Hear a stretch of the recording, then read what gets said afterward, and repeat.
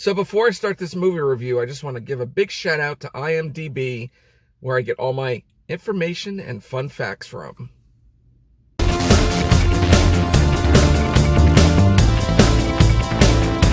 What's up, everyone?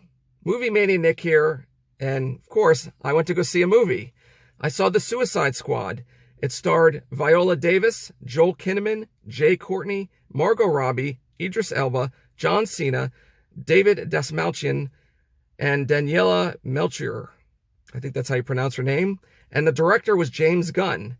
So this movie is basically about supervillains Harley Quinn, Bloodsport, Peacemaker, and a collection of nutty cons at Belle Reve Prison join the super secret, super shady Task Force X as they are dropped off at the remote enemy-infested island of Carto Maltese. All right, everyone. So I saw this film, and honestly, I liked it. I enjoyed it. It was a lot better than the first original Suicide Squad movie. If you're looking for gory and everything else, F-bombs galore, this is the movie to see. It is gory as heck, to be nice about it. Everybody's getting killed off, and about that, do not get attached to these characters, because most of these characters, as you will see, I'm not going to say who it is, will be killed off. You'll just have to see the movie and find out who it is and how they get killed off. Because I tell you right now, some scenes, you didn't even see it coming. It was just like, all right, this and that, and then bang, or somebody gets shot in the head, or whatever, gets their head slashed off, or whatever it is. It comes out of nowhere. Trust me, when I was watching this film, I was like, oh crap, where did that come from? Or who did that? But overall, I did like the story. I think everyone did a great job. Idris Elba, fantastic. Of course, Margot Robbie as Harley Quinn. She was born, and I know I said it in the other movie reviews that she was in, she was born to play Harley Quinn. Phenomenal. She did a fantastic job. And of course, who doesn't like Margot Robbie? I mean, come on. But it was nice to see Jai Courtney, Joel Kinnaman, and Margot Robbie come back in this film, which they were in the first film. It was nice to see them come back and play their roles. And there's a lot of new, interesting characters from the comic books in this film. They might not be in it for this long, but they're part of the Suicide Squad characters in the comics.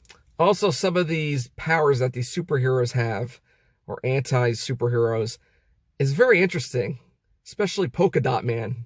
That was really interesting, because I was like, wait, Polka Dot Man?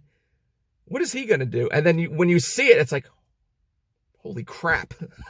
But just like the first movie, Viola Davis's character, she is freaking ruthless in this film. I mean, ruthless. And I also enjoyed the fight sequences and how they put the music into it, especially the Harley Quinn. I just said Harley Quinn. Harley Quinn fight sequences. That was pretty good. I enjoyed that. And the comedy in this film is fantastic. I mean, I was laughing a lot through this film. I thought it was stupendous. Especially the King Shark, who was, spoiler alert, voiced by Sylvester Stallone. That was his voice, if anybody didn't know. That was funny. And like I said before, with the gore and the graphic, it was very graphic, very gory. So, you know, keep that in mind. So this movie is not suitable for kids or children. Heck no. But overall, do I recommend to see this film? Yeah, I say why not? I mean, if you like the Suicide Squad, if you've seen the first film, because like I said, the first film, it is much different. This film I just saw from the first one. Especially Rick Flag. He's more silly, joking around. than the first one where he was more serious. But yeah, I recommend to see this film if you're a Suicide Squad fan, if you like the comics, if you've seen the first movie or any of the characters. Now, if you don't want to see it, of course, in the movie theater, I think it's on HBO Max, or you can wait for it on Amazon Prime, Hulu, Demand, Redbox, anything that's out there. And now it's time for fun facts. James Gunn specifically filled the Suicide Squad with obscure and unknown villains since he felt that was more faithful to the squad in the comics.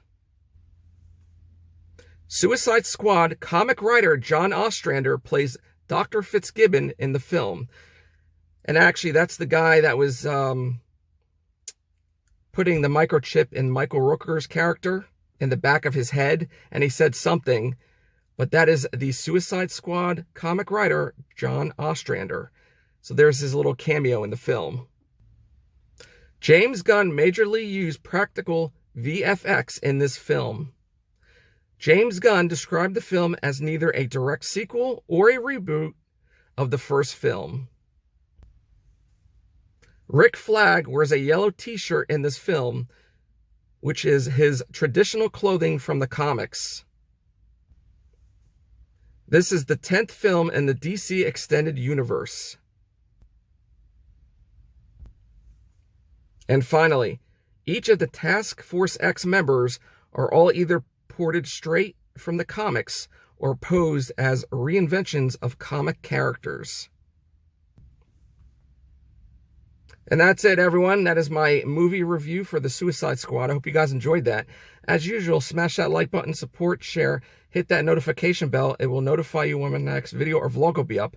Also, check me out on Instagram under the same name, Movie Maniac Nick. And remember, stay safe, be excellent to each other, and party on, dudes.